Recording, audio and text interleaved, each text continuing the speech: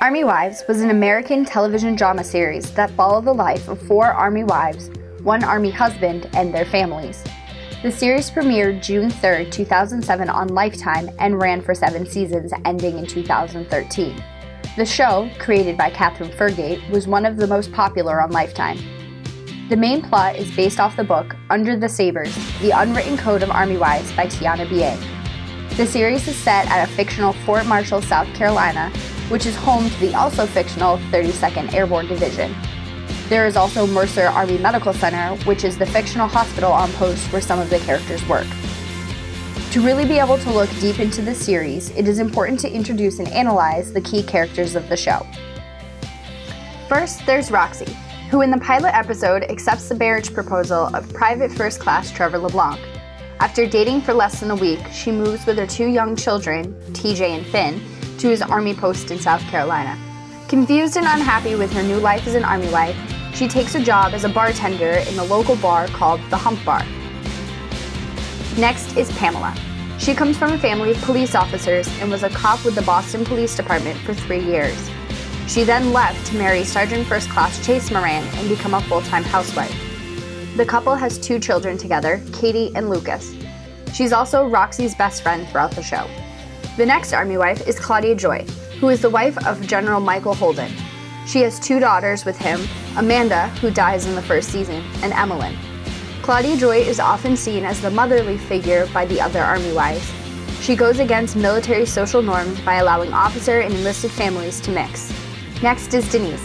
Denise is a military brat, meaning she grew up in a military family. She married Major Frank Sherwood when she was 20, and together they have a son, Jeremy, who dies in combat in the show, and Molly, who she has later in the seasons. Denise is a registered nurse. She was in nurse training when she and Frank met, but when they got married, she put her career on hold to start and care for her family. She went back to get certified in the 2nd season. Last is Roland. Roland is married to Colonel Joan Burton. As such, he is the lone Army husband among the main characters. While he and Joan are at odds within the first season, she forgives him after a few episodes when she finds out that she's pregnant with their first child. Roland and Joan have their daughter, Sarah Elizabeth, who was born at the end of Season 2. In Season 5, however, Roland and Joan adopt an 11-year-old boy named David after learning that he is HIV positive. After introducing the main 5 characters in the show, it's time to start analyzing them a little further.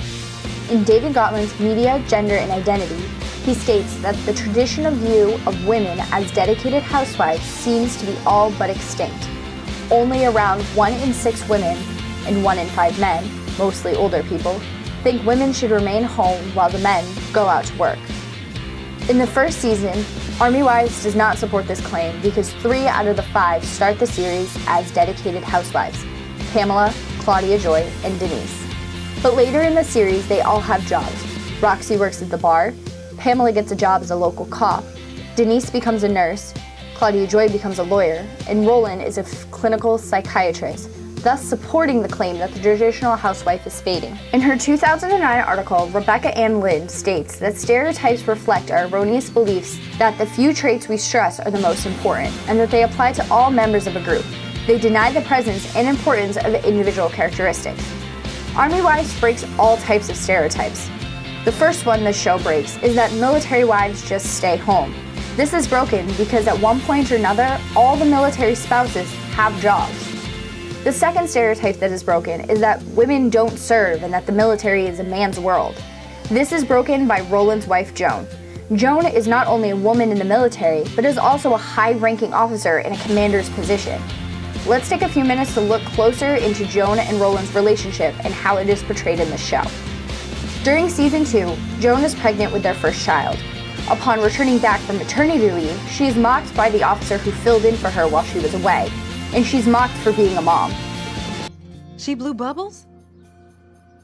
She actually blew? That must have been so cute. Now, Roland, why would you buy her bubbles when I'm not there? It's her first bubble, of course it's a big deal. Okay, from now on, no more first unless I'm home.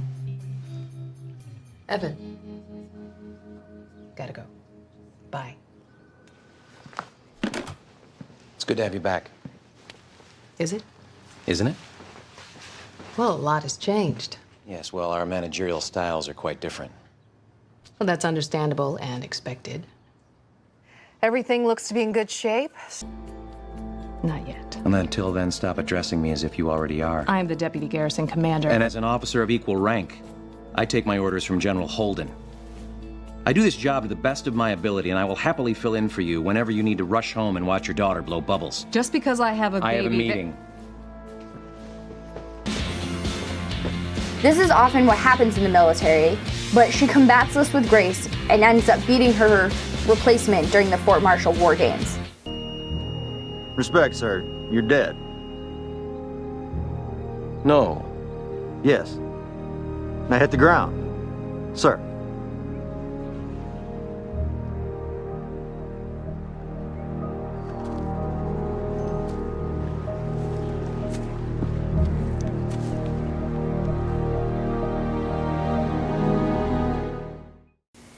Other stereotypes that Joan and Roland break is that of the stay-at-home dad. Gotland says, men may not be able to fit into their traditional role, but that is no reason to conclude that life is over for men. Men just have to find new, modern, useful places for themselves in the world, just as women have to. Episode 16 in Season 2 shows this perfectly when Roland offers to stay home to look after their infant daughter, since finding a nanny that meets Joan's laundry list of requirements is unlikely. While Roland's mother originally disagreed with her son's decision, stating that it's not traditional for the men to stay home and for the women to work, she comes around in the end and agrees that her son made the right decision. Thought about this all last night. We're never going to find anybody good enough to take care of our daughter. Sights are set too high. So what do you want to do, lower them? Just a little. How little? Just low enough that I qualify. I want to be a stay-at-home dad. Seriously? Being a man means stepping up when your family needs you. And I'm stepping up. I'm giving notice at the high school. Are you sure you want to do this? I won't be the first Army spouse to put his professional life on hold to support the soldier that he married. Joan is the perfect example to look at when talking about gender, race, and class. Joan grew up in the inner city of Chicago in a low-class neighborhood. She's African American, and she's female. Being a high-ranking officer in the military isn't what you typically think of when you think of Joan. Lynn says, none of us can ever be only Native American, only female, only bisexual, only blind or deaf. We all experience multiple identities that combine or intersect to help us understand who we are and who others are, and to help others understand who we are. Our unique combination of identities affect all of our interactions with others. Joan embodies intersectionality. She uses her background and the position she is in to help another young female understand her potential in Season 3. Station, attention!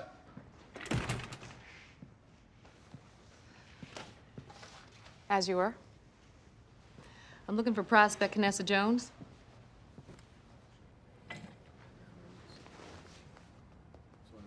Here. Hi. I'm Lieutenant Colonel Burton. Sergeant LeBlanc suggested we talk. Let's take a walk, okay? Okay.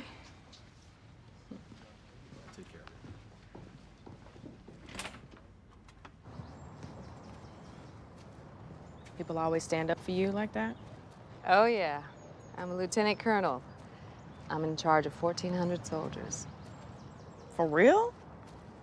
And they gotta listen to you? For real. They have to take orders from me. So I understand you run the 400 meters.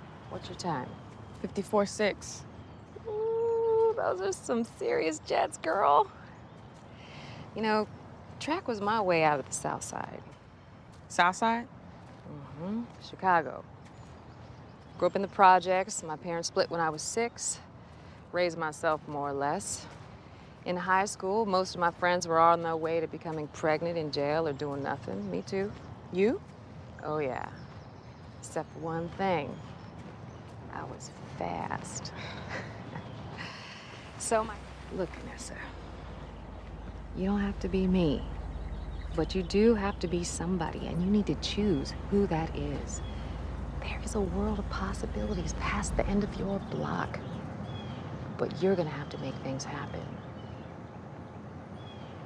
Sergeant LeBlanc says you have everything it takes to make an outstanding soldier.